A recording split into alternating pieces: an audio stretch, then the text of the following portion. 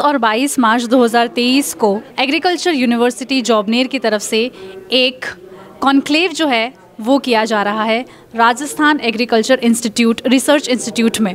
ये इनिशिएटिव या कॉन्क्लेव जो है, इसकी पूरी ब्रेनस्टॉर्मिंग जो है वो जिनके द्वारा की गई है वो मेरे साथ यहाँ पर आज मौजूद है। Vice chancellor of agriculture university Jobner doctor Balraj Singh ji हमारे साथ यहाँ पर मौजूद हैं, जो बताने वाले हैं उन्होंने किस तरीके से ये पूरा इंटरनेशनल कॉन्क्लेव डिज़ाइन किया, किस तरीके से उन्होंने चूज़ किया कि नाइजीरियन डेलीगेट्स को बुलाया जाए, मिनिस्ट्री ऑफ नाइजीरियन रिपब्लिक के एसोसिएट्स को और डिग्निटरीज़ को बुलाया जाए और इस कॉन्क्लेव को आगे लेकर जाया जाए। तो सबसे पहले डॉक्टर बलराज जी धन्यवाद आपका जेवीपी मीडिया ग्रुप के साथ कुछ क्षण बताने का। मैं जानना चाहूँगी सबसे पहले कि आपका ये पूरा जो इनिशिएटिव था ये आपके दिमाग में, जहन में कैसे आया कि एक इंटरनेशनल लेवल के ऊपर एग्री कॉन्क्लेव जो है, एग्री बिजनेस कॉन्क्लेव जो है वो हमें करना है? बिल्कुल, बहुत ही महत्वपूर्ण सवाल आपने पूछा है। देखिए, वैसे पूरा विश्व अंतर्राष्ट्रीय मोटे अनाजों के वर्ष के रूप में 2023 को मना रहा है और अभी मैं दिल्ली भी गया था। 18 और 19 तारीख को माननीय प्रधानमंत्री जी ने NASC कॉम्प्लेक्स में बहुत बड़ा जो ग्लोबल मिलेट मीट है उसको भी इनॉग्रेट किया और इससे पहले हमने इसी कैंपस में राज्य सरकार द्वारा भी 2 दिन का प्रोग्राम 13 और 14 तारीख को किया गया मिलेट्स को लेकर। लेकिन हमारा ये प्लानिंग पहले से थी कि हम SKNU जॉबनेर और रारी दुर्गापुरा, क्योंकि मिलेट्स जब बात करते हैं मिलेट्स की, मोटे अनाजों की, राजस्थान उसमें बहुत अग्रणी प्रदेश है। हिंदुस्तान की बात करें, विश्व भर की बात करें, तो हमारा ये था कि भाई मिलेट्स को लेके राजस्थान जब सबसे बड़ा प्रदेश है, बाजरे का सबसे बड़ा एरिया, सबसे ज़्यादा प्रोडक्शन यहाँ होता है, तो ऐसी स्थिति में हमारा दायित्व बनता है कि कैसे इसकी इसकी उपयोगिता को बढ़ाया जाए, आम कंजम्पशन में, डेली डाइट्स में कैसे आए और क्या क्या इसके चैलेंजेस हैं और क्या क्या थ्रस्ट एरियाज़ हैं रिसर्च के आगे। और ये नहीं सिर्फ हमने इसमें नाइजीरियन डेलीगेशन को बुलाया है, नाइजीरिया का एक बड़ा डेलीगेशन है जिसमें नाइजर स्टेट के कमिश्नर एग्रीकल्चर या वहाँ के एग्रीकल्चर मिनिस्टर उनको कहते हैं, वो खुद मोहम्मद जी विद्यमान हैं, इसमें शामिल हैं।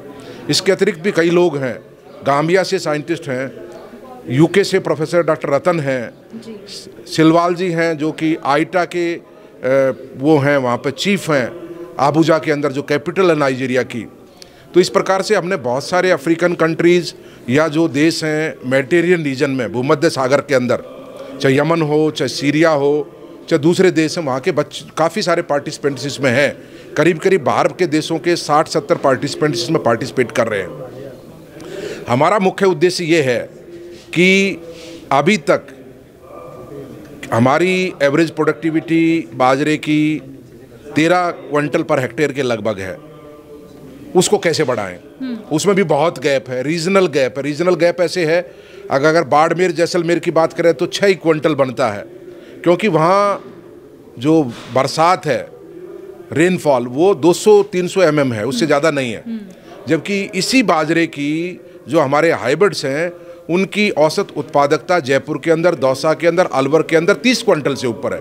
6 और 30 का आप गैप देखिए कितना। तो एवरेज जब बाड़मेर का, क्योंकि इलाका ज़्यादा बड़ा है, 10 lakh hectare 9 lakh hectare area होता है और यहाँ का एरिया कम है, तो एवरेज जब बनती है वो 13 क्विंटल पर आ जाती है। तो ये एक चिंता का विषय है कि उन इलाकों में एवरेज प्रोडक्टिविटी को कैसे बढ़ाया जाए और यहाँ पे और कितनी एवरेज प्रोडक्टिविटी बढ़ सकती है। एक तो ये बात है। दूसरा हमारा ये है कि बाहर के देशों के साथ, अफ्रीका के देश हो, नाइजीरिया हो, घाना हो, तंजानिया हो, गाम्बिया हो, या जितने भी देश हैं, वहाँ हमारी टेक्नोलॉजी, हमारी वैराइटीज़, हमारे बीज, हमारी शिक्षा, अब जैसे SKNU जॉबनेर की आप बात कर रहे हैं, मेरे ख्याल में पूरे देश में जितने नंबर ऑफ कॉन्स्टिट्यूएंट कॉलेजेस हमारे पास हैं, आज 15 कॉलेज हैं हमारे पास एग्रीकल्चर यूनिवर्सिटी जॉबनेर के पास, 8 जिलों में। अब जिले और भी बन गए, लेकिन हमारा नंबर ऑफ़ स्टूडेंट बहुत ज़्यादा है और कहीं न कहीं अफ्रीका के देशों के लिए हमारी एजुकेशन बहुत अच्छी साबित हो सकती है। वो इसलिए कि हमारी और उनकी क्लाइमेटिक कंडीशंस एट पार हैं। अगर नाइजीरिया की बात करें और राजस्थान की बात करें तो ज़्यादा फ़र्क नहीं है क्लाइमेटिक कंडीशंस में। वहाँ भी बाजरा बड़े पैमाने पर होता है, यहाँ भी बाजरा होता है। हमारी रेन फेड क्रॉप है, उनके पास भी बहुत ज़्यादा बरसात नहीं है। तो कहीं ना कहीं अफ्रीका के देश अभी तक, नाइजीरिया जैसे देश, उनकी एवरेज प्रोडक्टिविटी 8 क्विंटल की है और उनके पास अभी तक संकर किस्में नहीं है। ज़्यादातर बड़े पैमाने पे वो ओपन पोलिनेटेड वैरायटीज़ का कल्टीवेशन कर रहे हैं। और कैसे उनके यहाँ एवरेज प्रोडक्टिविटी बढ़े? हमारे पास क्या जर्म प्लाज्म है? क्या कोई जर्म प्लाज्म उनके यहाँ काम कर सकता है, या उनका जर्म प्लाज्म बहुत इंपॉर्टेंट है कोई, क्या हमारे यहाँ वो ब्रीडिंग प्रोग्राम्स में काम कर सकता है? तो हम एक्सचेंज कर सकते हैं विद द प्रोसीजर, जो भारत सरकार का एक वो है, रास्ता है जिसके तहत हम एक्सचेंज कर सकते हैं जर्म प्लाज्म को ब्रीडिंग में आगे नई हाइब्रिड्स, नई वैरायटीज़ तैयार करने में, बायो फोर्टिफाइड वैरायटीज़ तैयार करने में। हालांकि हम ऑलरेडी यहाँ से रारी दुर्गापुरा से 2 बहुत अच्छे बायो फोर्टिफाइड हाइब्रिड्स हमने रिलीज़ किए हैं, RHB 233 और 234, जिनमें लोहे की मात्रा 81 और 84 ppm है, जबकि स्टैंडर्ड 40 ppm का है। दूसरी तरफ जिंक की मात्रा जो 32 का स्टैंडर्ड है, उसके मुकाबले एक वैरायटी में 41 ppm है, 51 ppm जिंक का स्टैंडर्ड है। हाई फाइबर कंटेंट है, ईल्ड लेवल 38-40 क्विंटल तक ईल्ड लेवल हमारे हाइब्रिड्स का दोनों का, तो बहुत अच्छा काम कर रहे हैं ऐसे हाइब्रिड्स। तो ऐसे और हाइब्रिड्स हम तैयार करें। और क्या रिसर्च के थ्रू सबसे बड़ी दिक्कत है, ये क्लाइमेट रेजिलेंट क्रॉप है, कंप्लीट रेन फेड है। सबसे बड़ी दिक्कत ये है कि गेहूं में किसान खाद भी डालेगा, पानी भी देगा, लेकिन गेहूं एक ऐसी फसल है अब जो क्लाइमेट रेजिलेंट नहीं है। क्लाइमेट चेंज का सबसे ज़्यादा असर अगर कोई पड़ता है तो गेहूं की फसल के ऊपर पड़ता है। अब जैसे ठंड नहीं पड़ी, दीपावली जाने के 2 महीने बाद तक भी 24 अक्टूबर को दीपावली थी और 24 दिसंबर तक ठंड पड़ी ही नहीं, तो गेहूं की फसल के ऊपर उसका दुष्प्रभाव पड़ा। फिर ठंड पड़ी 15-20 दिन या 1 महीना, भयंकर ठंड पड़ी, माइनस में टेम्परेचर चला गया, लेकिन फिर एकदम से पोल खुल गई ठंड की। 18-20 फरवरी आते आते टेम्परेचर 38 डिग्री चला गया। तो इसका बहुत ज़्यादा दुष्प्रभाव अगर फसल पे पड़ता है तो वो गेहूं की फसल है। तो इसका मतलब टर्मिनल हीट टॉलरेंस और ये बहुत सारे इश्यूज हैं, तो उपज कम होगी, दाना श्रिंक होगा, तो ये गेहूं के अंदर है। और दूसरी तरफ पानी भी ज़्यादा लगता है। अगर मैं बात करूं, 1 किलो बाजरा पैदा करने में 400-500 लीटर पानी लगता है, 1 किलो गेहूं पैदा करने में 1200 लीटर 1000-1200 लीटर पानी लगता है।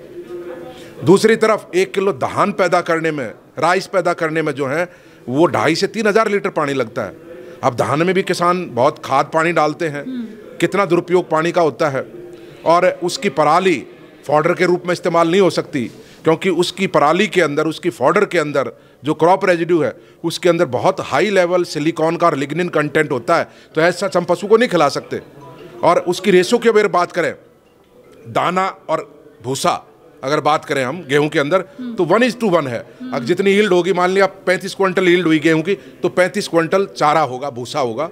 जबकि बाजरे के अंदर अगर यील्ड 30 क्विंटल हुई है तो हमारा 2.5 गुना उसका फॉडर यील्ड है। और फॉडर बहुत स्वादिष्ट है, जो न्यूट्रिटिव फॉडर है पशुओं के लिए। और राजस्थान के परिप्रेक्ष्य में अगर बात करें तो पशुधन बहुत मजबूत कड़ी, राजस्थान का लाइव स्टॉक पूरे देश में सबसे बड़ा लाइव स्टॉक है।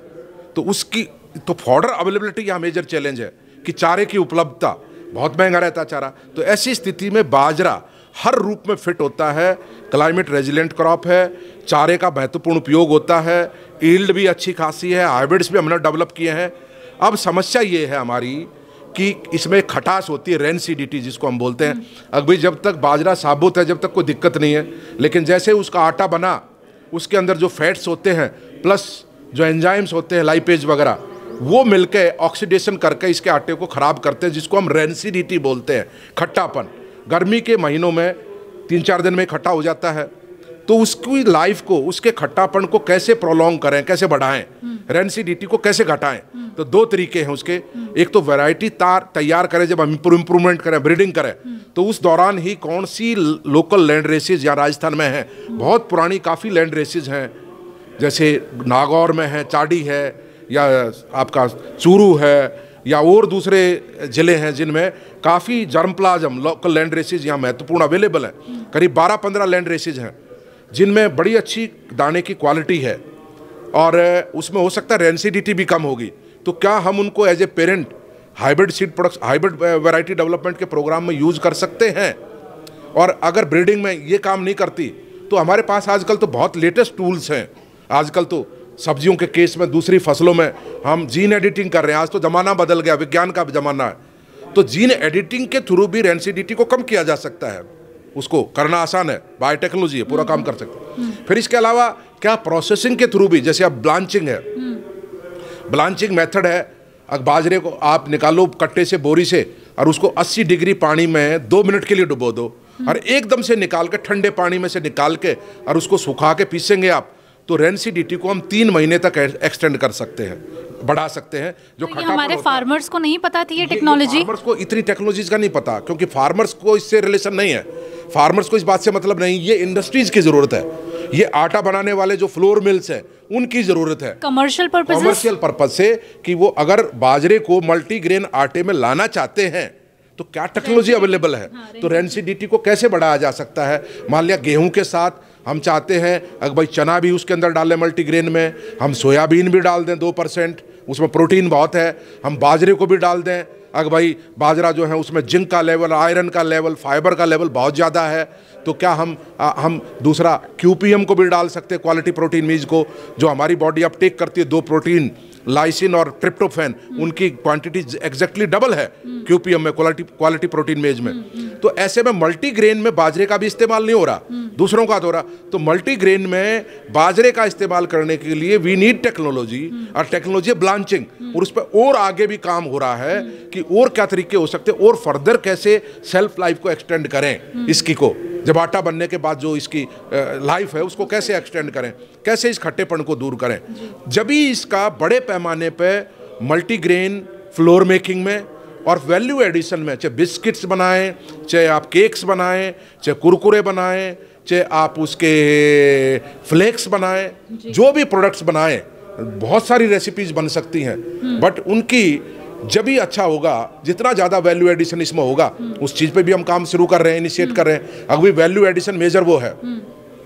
तो कुल मिला के हमने ये इनिशिएटिव इसलिए लिया और बाहर के देशों को इसलिए बुलाया, अगर भाई हमारा अफ्रीका के देशों से सहयोग अपेक्षित है, आवश्यक है। इसलिए आवश्यक है कि हमारी टेक्नोलॉजी, हमारी वैरायटी, हमारे सीड हम वहाँ काम कर सकती हैं। हम मतलब हमारी जो टेक्नोलॉजी है उसके उपयोग से हमारे पास जो बच्चे हैं, जो एल्यूमिनाई हैं, जो रिसर्चर्स हैं, वो वहाँ जाकर एक तो उनके लैंड का इस्तेमाल करेंगे, उनके ट्रॉपिकल रीजन का इस्तेमाल करेंगे, उनके क्लाइमेट का इस्तेमाल करेंगे, और ये आई थिंक एक्सपोर्ट और इम्पोर्ट के नाते भी, रेवेन्यू के नाते भी एग्री कॉमर्स को भी बढ़ावा देगा। बिल्कुल, यही हम चाह रहे हैं कि आगे कैसे फर्दर हमारा नाइजीरिया हो या दूसरे कंट्रीज से MOU साइन हो, और क्या आगे चल के जब क्या हमारी वैरायटीज़, क्या हमारी टेक्नोलॉजी वो ले जा सकते हैं वहाँ, तो कमर्शियल तो हमारा एंगल है सारा। सर, इसका वहाँ के बच्चे यहाँ आ जाएं हमारी यूनिवर्सिटी में, यहाँ BSc मास्टर्स और PhD करें, तो उनके लिए हमारे देश में एजुकेशन बहुत सस्ती होगी इन कंपैरिजन टू यूरोप और अमेरिका, दूसरे देशों के मुकाबले। तो हम हर एस्पेक्ट पे सोच रहे हैं कि कैसे इसको कमर्शलाइज करें, एग्री बिजनेस मॉडल कैसे बने, और खास करके फिर हम ये चाहते हैं कि बड़े पैमाने पर जब बाजरे का उपयोग होगा, वैल्यू एडिशन होगा, तो कहीं ना कहीं एक्सपोर्ट भी हमारा बढ़ेगा, और खास करके हम मिडिल ईस्ट को और यूरोपियन कंट्रीज़ को टारगेट कर सकते हैं। और वो तो देखिए बात सब चर्चा कर रहे हैं, अगर भाई आज मिलेट्स का ह्यूमन हेल्थ में कितना बड़ा रोल है, और उसकी हेल्थ में उसके उपयोग को देखते हुए इस चीज़ की आवश्यकता है। और हम चाहते हैं कि ये प्रोग्राम सीमित ना रहे 2023 तक, हम चाहते हैं लॉन्ग ड्यूरेशन इस तरीके के प्रोग्राम हों, कम से कम ऐसे इनिशिएटिव 10 साल तक लगातार चलाएं, ताकि बाजरे को और मिलेट्स को मेन हमें हमारी उपयोगिता में लाना है, डेली डाइट में लाना है, देश की डोमेस्टिक कंजम्पशन प्लस एक्सपोर्ट। जब भी हमारे किसान को कहीं ना कहीं फ़ायदा होगा और इंडस्ट्रीज लगेंगी, स्टार्टअप शुरू होंगे, तो उसमें यूथ का भी फायदा होगा। Sir, this basically is, I mean, आपने ये जो वेन्यू चूज़ किया है इस 2 दिन के कॉन्क्लेव का, ये Rajasthan agriculture research institute choose किया है। एंड ऑफ कोर्स हम लोग राजस्थान में काफ़ी सारे रीजन्स की भी, जहाँ तक जिलों की बात करें, हम बात करें कि काफ़ी जो उत्पादन है वो बहुत ज़्यादा है। हमने देश की बात करी, हमने नाइजीरिया की बात करी, हमने UK की रिसर्च टीम की बात करी, हमने इंडिया की बात करी, एंड हम राजस्थान की भी बात कर रहे हैं।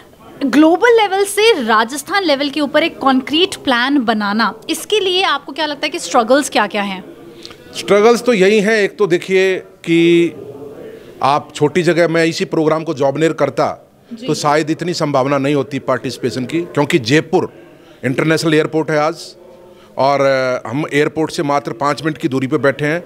और इस इंस्टीट्यूट का रारी का पुराने टाइम में इस प्रदेश की और देश की अनुसंधान में, कृषि अनुसंधान में जितनी वैरायटीज़ व्हीट के अंदर, बार्ले के अंदर, पल मिलेट के अंदर, मूंगफली के अंदर और दूसरी फसलों के अंदर जितनी वैरायटी, चिकपी के अंदर, मूंग बीन के अंदर, काउपी के अंदर, क्लस्टर बीन के अंदर, मैं जितने नाम लूँ आपको, हमारे मेजर 16 रिसर्च प्रोग्राम यहाँ हैं, सारे के सारे टॉप मोस्ट रिसर्च प्रोग्राम इस रारी में। और इसका पास्ट में भी बहुत अच्छा कंट्रीब्यूशन रहा है और वर्तमान में भी हमारा रिसर्च तो है ही मेजर एजेंडा, लेकिन इसके साथ साथ हम यहाँ मास्टर्स और पीएचडी प्रोग्राम चला रहे हैं।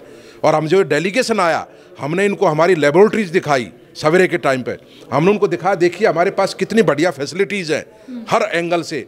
हमारे पास एंटोमोलॉजी में वाइट गर्भ को लेकर क्या फैसिलिटी है, हम कैसे बायोलॉजिकल कंट्रोल की तरफ बढ़ रहे हैं वाइट गर्भ में, या हम दूसरे इंसेक्ट्स क्या क्या हैं, क्या क्या प्रॉब्लम हम सॉल्व कर सकते हैं। तो वो दिखाना हमारा मेन उद्देश्य था कि हम अपना रिसर्च प्रोग्राम इनको दिखाएं, फार्म दिखाएं और इसके अलावा इनको बताएं, अगर देखिए आप अगर हमारे साथ आते हो तो हम आपके बच्चों के लिए बहुत अच्छी एजुकेशन यहाँ प्रोवाइड कर सकते हैं, जो rest of the world, European countries और अमेरिका के मुकाबले बहुत सस्ती होगी और अच्छी होगी, क्योंकि आपकी हमारी क्लाइमेटिक कंडीशंस कहीं ना कहीं एक जैसी हैं। सर हम यहाँ पे कमर्शलाइजेशन की बात करना चाहूँगी मैं यहाँ पे, कि आपने ब्रांडिंग एक्टिविटीज़ की बात करी कि the main agenda for having this conclave was to create a brand awareness, right, of the institute, of the research institute of the university that you are coming from, and of course India and Rajasthan at a global level. But I wanted to understand, like, since you have already used so many tools and research methodologies, technologies, you have developed laboratories which has created 11+2 11 hybrid variety के millets निकाले हैं इस institute ने, 2 और तरीके के millets हैं, total 13 तरीके के मिलेट्स हैं. आपको ये नहीं लगता कि इसे हमें ट्रेडमार्क कर लेना चाहिए? क्योंकि जैसे हल्दी की भी अगर मैं बात करूँ तो पेटेंट्स, कॉपीराइट्स, ट्रेडमार्क जो हैं आजकल इनका इन्फ्रिंजमेंट बहुत ज़्यादा हो रहा है. तो आपको नहीं लगता कि जितना जल्दी हम लोगों ने बीज का जो है नवीनीकरण किया है टेक्नोलॉजी के सहारे, उसको जल्दी से जल्दी हमें पेटेंट कराना चाहिए ताकि इसे कमर्शियल यूज़ के लिए भारत के अन्य राज्यों में भेजा जाए, प्लस ऑल्सो भारत के बाहर अन्य देशों और कॉन्टिनेंट्स में भेजा जाए? तो उसके लिए कमर्शलाइजेशन के लिए या ट्रेडमार्क के लिए आपका क्या वो अनुभव है? हम उस पर विचार कर रहे हैं. वैरायटीज़ का, हाइब्रिड्स का पेटेंट नहीं होता, लेकिन we can sign an MOU. जी, एमओयू साइन कर सकते हैं हम किसी भी प्राइवेट कंपनी से, किसी भी देश से, सरकार की अनुमति लेकर, भारत सरकार की, वो हम एमओयू साइन कर सकते हैं और वो भी कॉमर्शलाइजेशन ही है. और जहाँ तक ब्रांडिंग की आपने बात की, हम ब्रांडिंग का भी सोच रहे हैं कि जैसे मैं जोधपुर में वाइस चांसलर था तो हमने वहाँ बड़ा एक नाम दिया था एग्रीकल्चर यूनिवर्सिटी के सीड्स का, तो वो हम यहाँ पे भी प्रयास करेंगे. ऑलरेडी रारी दुर्गापुरा और SKNAU is non for seed यहाँ की वैरायटीज़ का, लेकिन फर्दर हम इसकी ब्रांडिंग करेंगे.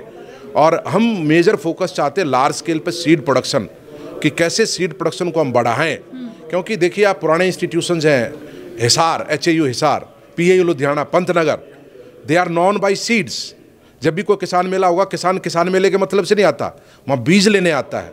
तो ऐसा मॉडल हम यहाँ राजस्थान में SKNAU में कब डेवलप कर पाएंगे, ताकि जब किसान मेला लगे तो हज़ारों की संख्या में किसान आएँ और बीज के लिए आएँ, प्राइवेट के पीछे ना घूमें. क्योंकि हमारी वैरायटीज़ का सीड, जैसे सपोज एक बाजरे का हाइब्रिड प्राइवेट कंपनी है, वो 600 रुपये किलो बेच रही है, और उसी के एट पार कम्पिटिटिव हाइब्रिड हम 150 रुपये में बेच रहे हैं.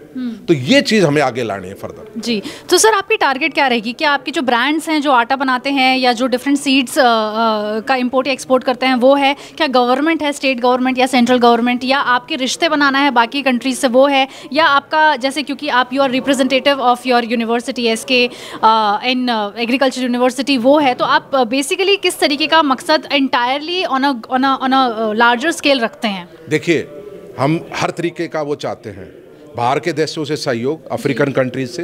नंबर 2, हम चाहते हैं वैल्यू एडिशन, ब्रांडिंग, और हम ये भी चाहते हैं कि देश से एक्सपोर्ट बढ़े. Branding of India, Rajasthan university, the products, the crop products, और branding of the seed of SKNAU. ये प्लस में फिर बात आती है कि अल्टीमेटली किसान का कैसे फ़ायदा हो. अभी किसान बाजरे से खुश नहीं है. अब भाई जब बाजरा मेन स्ट्रीम में आ जाएगा, वैल्यू एडिशन होने लगेगा, एक्सपोर्ट होने लगेगा, तो इसकी किस्मत जागेगी. और उसका फ़ायदा किसान को कैसे मिलेगा, हमारा मेन फोकस वो है। किसान को तो बोला जा रहा है कि हमने गेहूं को इतना ग्लैमरस कर दिया है पिछले 5 मतलब जब से स्वतंत्रता हुआ है भारत, कि जो गेहूं है वो अमीरों का खाना है, अमीरों का अनाज है। अगर कोई मेहमान आएगा तो उसको मोटा अनाज नहीं खिलाना है, उसको गेहूं महीन खिलाना है। मैदा, अगर आप देखें रेस्टोरेंट में गेहूं की रोटियां तक भी नहीं अब बनती है, तो बाजरा तो आप भूल जाइए। और ये काफ़ी ग्लैमरस हो गया है, योग जैसे काफ़ी ग्लैमरस हो गया है। तो आपको जैसे अब 2013 से यूनिवर्सिटी फॉर्म हुई है, आज हम 2023 की बात करें, 10 साल, 1 दशक हो चुका है। How easier it would be now for you as a vice chancellor of SKNU University to promote millets, and how difficult it was in the past 1 decade? We have to make a dent on farmers field. Okay. Farmers field पे जब हमारी variety, हमारे seed काम करेंगे, technology काम करेगी, तो अपने आप सब चीज़ें आगे बढ़ेंगी।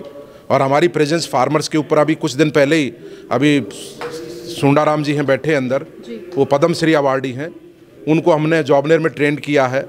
उनके बेटे ने एक seed company IFS innovative seed producer company शुरू की है, मैंने उसको इनोग्रेट किया। तो ऐसे हम हज़ारों बच्चे चाहिए हमें जी। क्योंकि सीड को जब तक हम मजबूत नहीं करेंगे, वैरायटी तो हमने डेवलप कर दी, आप आइए भाई, फ्री हैं, आप MOU साइन करिए, हमारे पेरेंट्स लीजिए and you go for seed production programme, आप करिए। तो कुल मिला के ये है कि हर एक क्षेत्र में हमें काम करना पड़ेगा। रिसर्च में हमारे ब्रीडर काम करेंगे, और सीड प्रोडक्शन में भी हम काम करेंगे, वैल्यू एडिशन में भी हम काम करेंगे। अफ्रीकन कंट्रीज से कोशिश होगी, बाहर के देशों से सहयोग हो, रिसर्च में, जर्म प्लाज्म एक्सचेंज के अंदर, टेक्नोलॉजी के एक्सचेंज में, वहाँ के बच्चे यहाँ आए पढ़ें। तो हर तरीके का काम हम करने का प्रयास कर रहे हैं, ताकि हम चाहते हैं कि जैसे अब देश में ग्लोबल यूनिवर्सिटी बनाने की बात आ रही है, तो why can't be SKNU can B a global university. Jobner भी तो ग्लोबल यूनिवर्सिटी हो सकती है। हमारे पास आज 15 कॉलेज हैं और हमारी टोटल स्ट्रेंथ 3000 से ऊपर है, बच्चों की 4000 से ऊपर है। तो we can be, the SKNU can be in future global university. Okay sir, I wanted to understand, आपकी रिसर्च टीम बहुत अच्छी है, आपने बहुत अच्छे प्रोडक्ट्स बना लिए हैं, सीड बाजार में उतर गया, आपकी लैबोरेटरी में है। Now you want to make sure that this particular product that you have created is known to the entire world, Rajasthan, different universities, ministers, government. Branding और मार्केटिंग के लिए जो आपको कमर्शियल या मॉनिटरी एक एक्सपेक्टेशंस होती हैं, how do you think that would be fulfilled? Do you have enough funds for marketing this product that you have, your research team is creating? We are trying, उसके लिए हमने already initiation कर दिया है। हमने कई प्रोजेक्ट्स RKVY में, दूसरे स्कीम्स में हम फंडिंग के लिए अप्लाई किया है। और मोर ओवर कि कैसे हॉर्टिकल्चर और मिलेट्स की ब्लेंडिंग हो सकती है। We already the government of Rajasthan has given college of horticulture at this campus. पूरे राजस्थान में अभी तक एक ही कॉलेज ऑफ हॉर्टिकल्चर था, झालावाड़ में। आज हॉर्टिकल्चर का प्रारूप बदल गया, पूरा स्वरूप बदल गया।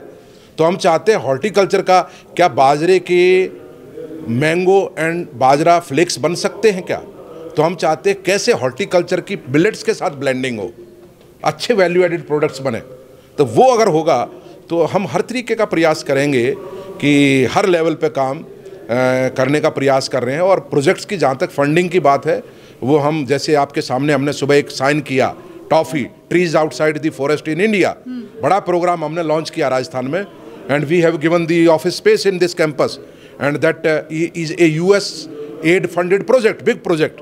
और उसका मेन फोकस है कार्बन सिक्वेस्ट्रेशन, कैसे कार्बन विसर्जन को कम किया जाए, और कैसे किसान की, अब उसका हमारा प्रयास है जंगलों के ऊपर, फॉरेस्ट के ऊपर प्रेशर कैसे कम हो। लोग फॉरेस्ट में जाएं, पेड़ काट लाए तो दिक्कत है, तो कैसे हम ग्राम सभा की ज़मीन है, चरागाह है, नहरों के किनारे हैं, रेलवे लाइन के ट्रैक हैं, शहरों में पार्क्स हैं, गार्डन्स हैं, या डिवाइडर्स हैं, या खेतों की मेड़ हैं, उनके ऊपर कौन कौन से पेड़ पौधे लगाए जा सकते हैं। जरूरी नहीं कि वो सारे लकड़ी वाले हों, वो फल वाले पौधे भी हो सकते हैं, वो बेल पत्थर भी हो सकता है, मोरिंगा भी हो सकता है, उसमें खेजड़ी की नई वैरायटी थार शोभा भी हो सकती है। जो भी चीज़ें हों उसमें निहित होंगी।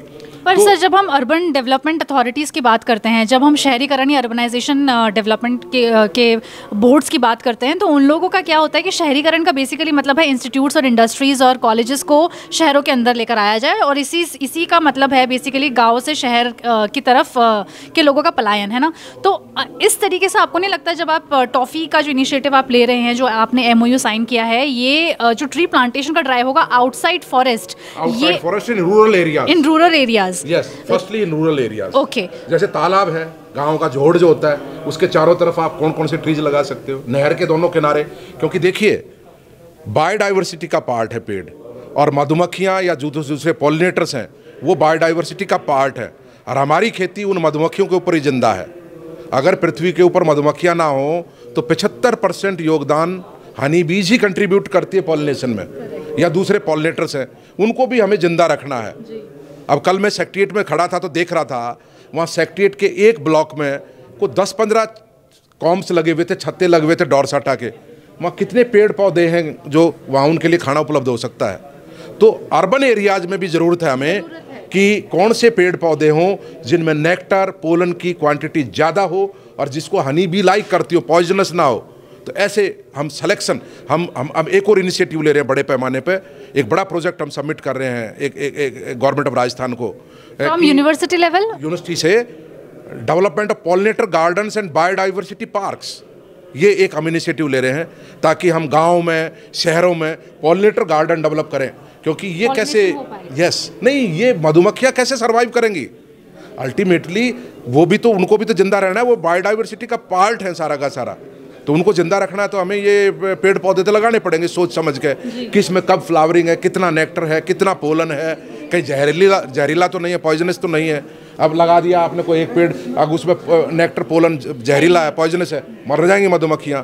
तो वो सारे एस्पेक्ट्स लेके हम सिलेक्शन करेंगे। अब ये नहीं, अब भाई सर्दी में रेपसीड एंड मस्टर्ड है, अब 60% शहद का उत्पादन वो रेपसीड एंड मस्टर्ड से होता है, क्योंकि उसमें large quantity of nectar pollen available है। उसके बाद क्या है, सरसों कट की, कहाँ जाएं अब? 2.5 लाख बी कीपर्स हैं, 35 लाख बॉक्सेज हैं पालतू के, जंगली को छोड़ दो आप। राजस्थान जो एरिड सेमी एरिड रीजन है, वहाँ कोई बक्से नहीं रखता। वहाँ की पूरी खेती, जैसलमेर की, बाड़मेर की, जोधपुर की, नागौर की, वो पूरी की पूरी खेती सारी जो वाइल्ड स्पीसीज हैं, डोरसाटा है, फ्लोरिया है, उनके ऊपर निर्भर है। तो उनको भी तो जिंदा रहना है। तो हमारा एस्पेक्ट यही है, हमारा ऑब्जेक्टिव यही है कि भविष्य में जो डर्थ पीरियड है, खाने की कमी है गर्मी में, बरसात में, वहाँ पे कौन सी फसलें हों, कौन से पेड़ हों, कौन से वीड्स हों। जैसे राजस्थान में एक बुई होती है डेजर्ट कॉटन, उसमें फ्लावरिंग होती है सितंबर अक्टूबर में, और वो बड़ा अच्छा जो है ना मेडिसिनल प्रॉपर्टीज है, उसमें नेक्टर की क्वांटिटी और पोलन की क्वांटिटी बहुत अच्छी है। तो कई बी कीपर उसके पास बक्से रखते हैं अपने इलाके। तो ऐसे ही अगर हम ट्रीज की रॉ लगाते हैं, रॉ के अंदर कौन से वीड्स आ सकते हैं, हम लेंटाना की बात नहीं कर रहे हैं, हम पार्थेनियम की बात नहीं कर रहे, हम कर रहे हैं प्रोडक्टिव कौन से हैं, किसका नेक्टर, किसका पोलन अच्छा है, उनको उनमें लगाएं। तो पूरा प्रोग्राम हमारा बहुत ही एग्जॉस्टिव प्रोग्राम है, अलग अलग उसमें हम काम कर रहे हैं। अभी हमने वर्ल्ड फूड प्रोग्राम UNDP के साथ MOU साइन किया है। जयपुर डिस्ट्रिक्ट के अंदर न्यूट्रिशनल गार्डन की जो स्कूल्स हैं, उनके अंदर बच्चों के लिए किचन गार्डन जिसको हम बोलते हैं, कैसे बच्चे वहीं अपने स्कूल में सब्जियां उगाएं, क्या सब्जियों की कौन सी वैरायटीज उगाएं, बायो फोर्टिफाइड वैरायटीज हैं क्या? आज हमारे पास वेजिटेबल्स में large number of bio fortified varieties are there, उनको लगा सकते हैं हम। तो उनको हम बताएंगे, ट्रेनिंग देंगे। रूफ टॉप गार्डनिंग करनी है, वरंडा गार्डनिंग करनी है, तो हॉर्टिकल्चर का स्वरूप है। अब हॉर्टिकल्चर का प्रारूप बदल गया ना, आपको ग्रीन बिल्डिंग्स चाहिए, वर्टिकल। आप दिल्ली जाएंगे तो आपको मेट्रो के पिलर्स पे दिखाई देगा वर्टिकल सारे के सारे ग्रीन उग रहे हैं। तो ऐसे ही जयपुर में भी हम क्या कर सकते हैं। तो हमारी यूनिवर्सिटी हर क्षेत्र में काम करना चाहती है, चाहे वर्ल्ड बैंक के प्रोजेक्ट्स हों, चाहे वो UNDP के हों, USAID के प्रोजेक्ट हों, या अफ्रीकन कंट्रीज से सहयोग की बात हो, हर तरीके से हम आगे बढ़ना चाहते हैं। जी, thank you so much. Doctor Balraj Singh ji यहाँ पर उपस्थित थे, vice chancellor from SKU agriculture university Jobner. He is the mind behind the entire planning of 2 days conclave जो हो रहा है 21 और 22 मार्च 2023। और इनके इनिशिएटिव की मैं दाद देना चाहती हूँ। ना सिर्फ इन्होंने popularisation, productivity and value addition of millets के बारे में बात करी, ये पूरा कॉन्क्लेव रचा है, पर इन्होंने ये भी बताया कि इनकी यूनिवर्सिटी के और क्या प्लान्स हैं मिलेट्स के अलावा भी, जहाँ पर ये बायोडाइवर्सिटी को प्रमोट करते हैं, जहाँ ये हॉर्टिकल्चर को प्रमोट करते हैं, जहां ये इनफैक्ट एम्प्लॉयमेंट को भी प्रमोट करते हैं। और अगर ओवरऑल देखा जाए तो ये बेसिकली चाहते हैं कि कैसे आज के देश के युवाओं को उनकी मिट्टी से, उनके अनाजों से और उनकी खुद की ज़मीन से जोड़ सके। Thank you so much Balraj ji, इतना कीमती वक्त देने के लिए।